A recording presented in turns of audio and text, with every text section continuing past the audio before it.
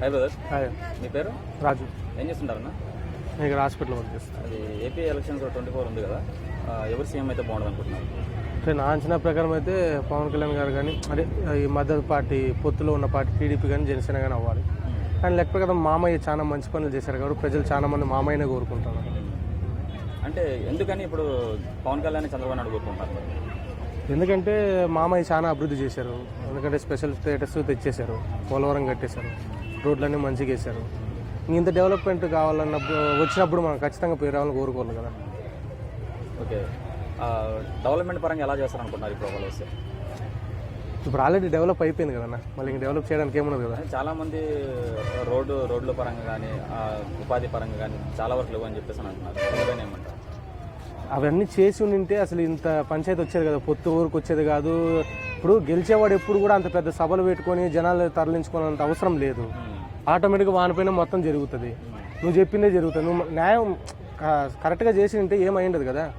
దాని గురించి ఊరికి సభలు పెట్టుకొని పొత్తులు పెట్టుకున్నంత మాత్రం నేనేమని చెప్పు. నువ్వు నిజాయితీగా చేసినావు, నిజాయితీ ప్రజలందరూ నీ పక్కన నిలబడతారు కదా.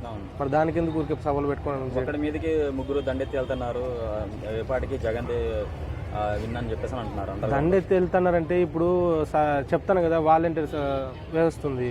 ఏ ఇంట్లో ఎంతమంది ఉన్నారు, ఎవరికి ఓట్లు వేస్తాను డీటెయిల్ అందరికీ తెలుసు. కాబట్టి ఎలక్షన్ మూమెంట్లో నాకు తెలిసిన వరకు హౌస్ అరెస్ట్ చేయాల్సింది వాలంటీర్స్. ముందు 2 రోజులు కానీ ఆ 2 రోజులు ఎలక్షన్ కమిషనర్ వాలంటీర్ని హౌస్ అరెస్ట్ చేస్తే ఓట్లు కొనడాలు కానీ వైసీపీ వాళ్ళు ఉండరు. ఇన్ని రోజులు వాళ్ళందరూ జస్ట్ ఓన్లీ ఎంప్లాయీస్ అన్నారు. మొన్నటి వరకు అంతా సైనికులు అంటారు, వైసీపీ సైనికులు. ఇంకేం కావాలా? రీసెంట్గా పవన్ కళ్యాణ్ మన జగన్ గారు ఒక మాట అన్నారు, అసలు పొత్తును వదిలేసి దత్త పొత్తును పట్టుకొని తిరుగుతుంటారు రోడ్లు ఏమంటని చెప్పేసి అంటున్నారు. దీనిపైన అసలు పొత్తు అంటే అసలు పుత్రుడు నారా లొకేషన్ వదిలేసేసి దత్త పొత్తును పట్టుకొని తిరుగుతుండ అంటే ఎట్లా బ్యానర్లో అన్ని పార్టీ నుంచి క్యాన్సిల్ చేసినది ఎట్లా?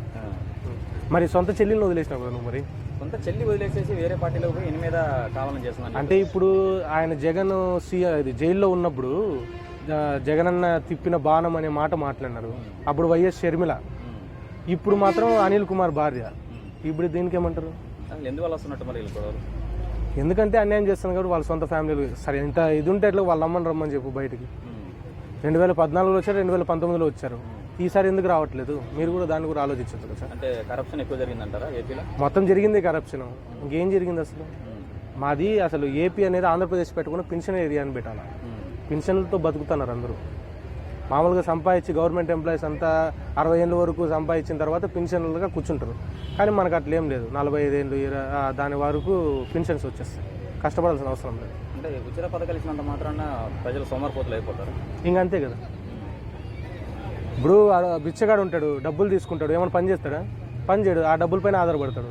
కష్టపడి పని చేస్తే కదా మనకు డబ్బులు విలువ తెలుస్తుంది. అంటే సంవత్సరం మొత్తం ఇచ్చినా కానీ ఆ పథకాల మీద 20 నుంచి 30 వేలు రావు. అమ్మఒడి కానీ అది కానీ 20-30 వేలతోటి జీవితం మొత్తం గడుపుతారా? అంటే తిరిగి మళ్ళీ తీసేసుకుంటాను కదా. అది కూడా రేట్లు పెంచేస్తున్నాడు.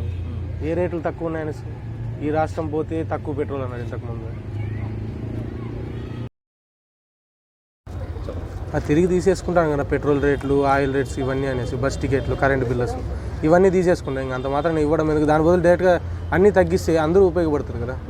ఇప్పుడు చంద్రబాబు నాయుడు కూడా మేము ఫ్రీ స్కీమ్స్ అంతా కొన్ని పథకాలు పెడతాం అన్న. ఏ గవర్నమెంట్ వచ్చినా ఫ్రీ స్కీమ్స్ అనేది పెట్టకూడదు అన్న. ఫ్రీ స్కీమ్స్ పెట్టడం వల్ల అసలు ఉపయోగం ఏమీ లేదు.